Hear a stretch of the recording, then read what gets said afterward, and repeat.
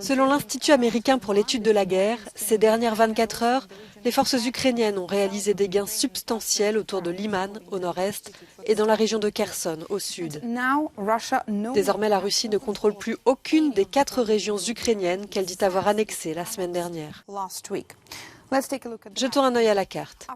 Après avoir repris durant le week-end la ville stratégique de Liman, dans l'est de l'Ukraine, les forces ukrainiennes ont poursuivi leur contre-offensive et ont avancé plus loin dans la région de Louhansk.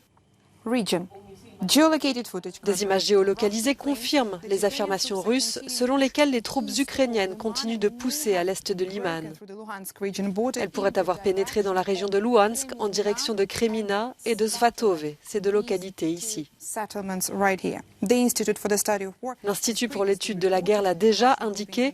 Les groupes militaires russes dans le nord de la région de Kherson et sur le front de Liman sont largement composés d'unités considérées dans la Russie d'avant-guerre comme faisant partie des meilleures forces de combat conventionnelles. Dans le sud, les forces ukrainiennes semblent avoir réalisé leur plus grande percée dans la région depuis le début de la guerre. Elles ont franchi la ligne de front et progressé rapidement dans le nord-ouest et le nord-est de la région de Kherson et le long du Dniepr. Les militaires russes ont reconnu que les forces de Kiev avaient fait une percée dans la région de Kherson. Les